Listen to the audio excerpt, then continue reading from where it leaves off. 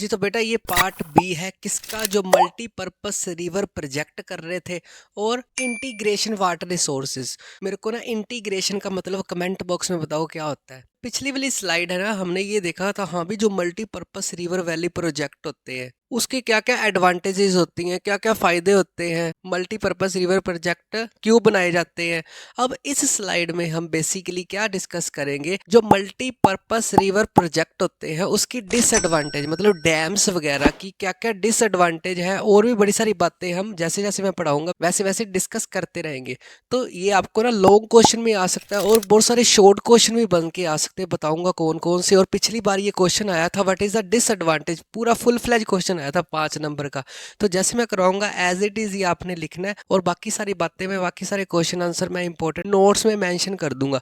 तो without wasting हम concept शुरू करते हैं स्लाइड का। डिसएडवांटेज ऑफ मल्टीपर्पस प्रोजेक्ट, जो भी डैम्स बनाए जाते हैं ना उसके डिसएडवांटेज क्या होते हैं। तो पहली हेडिंग रहेगी adverse impact on aquatic life. Adverse का मतलब होता है बुरे इफेक्ट, एक्वेटिक लाइफ का मतलब क्या होता है, जो समुद्र में रहने वाले जीव जंतु होते हैं, जैसे समुद्री पेड़ पौधे हो गए अंदर जो रहते हैं, मछली वगैरह, जो समुद्र और नदियों के बीच जानवर रहते हैं, उनके ऊपर बड़े ज्यादा एडवर्स इंपैक्ट पड़ते हैं, बुरे प्रभाव पड़ते हैं। इसको थोड़ा सा एक्सप्लेन करता हूँ। Down stream area do not gate sufficient nutrient material. समझो इस बात को, यहाँ पर एक वर्ड आया है, एक तो आया डाउन स्ट्रीम और दूसरा वर्ड आया है न्यूट्रिएंट मटेरियल। इसको ना मैं एनिमेशन के साथ समझाता हूँ बढ़िया तरीके से। फॉर एग्जांपल एक नदी है, मैंने लास्ट वाले वर्ड के ऊपर स्ट्रेस देने लगा हूँ, कौन सा, न्यूट्रिएंट मटेरियल जो होते हैं।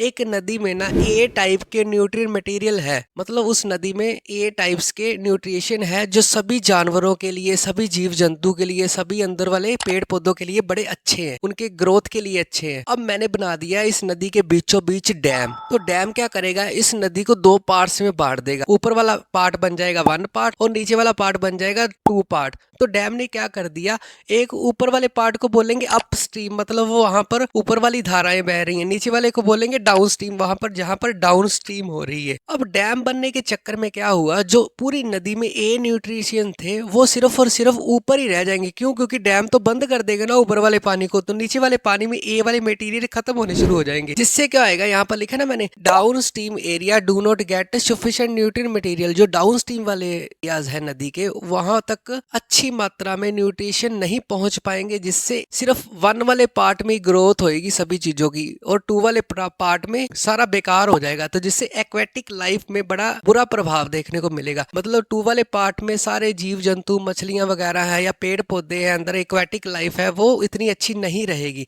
आई होप ये फर्स्ट पॉइंट आपको अच्छी तरह समझ आ गया। हाँ भी एडवर्स इंपैक्ट पड़ते हैं एक्वेटिक लाइफ के ऊपर। दूसरा point, adverse effect on soil fertility.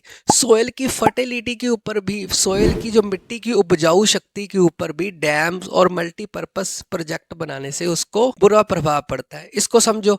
फिर वो वर्ड आ गया downstream region do not get nutrients, मतलब रिच न्यूट्रिएंट। समझो इस बात को, इसको भी एनिमेशन से समझते हैं। सेम जैसा ही है, ये है नदी। अब बात करते हैं नदी के आसपास की मिट्टी की। उस नदी में सेम ए टाइप के न्यूट्रिशन है और मैंने बना दिया बीच में डैम। अब डैम ने क्या कर दिया, अप स्ट्रीम मतलब नदी का पार्ट 1 बन गया और डाउन स्ट्रीम नदी का पार्ट 2 बन गया। अब जो तो अप स्ट्रीम थी वहां पर भी सारे न्यूट्रिशन रह जाएंगे, क्योंकि ब्लॉक कर देगा डैम वो सारे न्यूट्रिशन। जिससे क्या होगा, जो नदी का ऊपर वाला पार्ट है उस पे ही मिट्टी अच्छी रहेगी और नीचे वाले पार्ट तक न्यूट्रिशन पहुंच नहीं पाएंगे, जिससे नीचे वाले पार्ट में जो आसपास की मिट्टी है वो अनफर्टाइल हो सकती है। इसीलिए बोला ना, जो डाउन स्ट्रीम है, डाउन मतलब नीचे वाला पार्ट है, वहां पर रिच न्यूट्रिशन की कमी देखने को मिल सकती है। वहां पर जो सेडिमेंट्स हैं, वहां पर जो मटेरियल्स हैं, अच्छे मटेरियल नीचे तक पहुंच ही नहीं पाएंगे। आई होप ये 2 के 2 पॉइंट आपको अच्छी तरह समझ आ गए एनिमेशन के साथ। अगला point, change in the cropping pattern. Cropping का मतलब क्या होता है, खेतीबाड़ी। किसानों की खेतीबाड़ी करने का स्टाइल भी बदल दिया डैम्स वगैरह ने या मल्टीपर्पस रिवर प्रोजेक्ट ने। कैसे बदल दिया,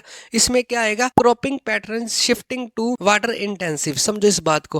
पहले क्या होता था, किसानों को पता होता था हाँ भी हमारे पास लिमिटेड पानी है।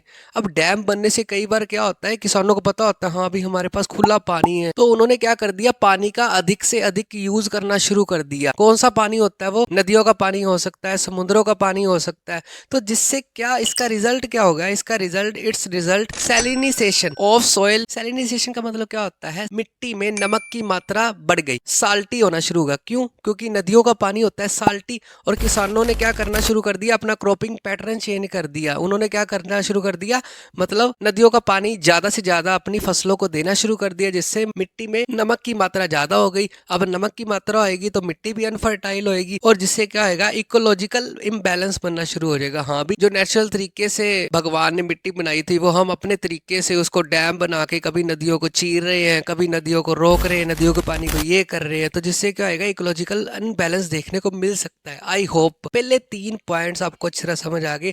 इसको हेडिंग बना के बढ़िया से एक्सप्लेन करना है। वैसे मैं नोट्स में सारा दे दूंगा कैसे एक्सप्लेन करना है।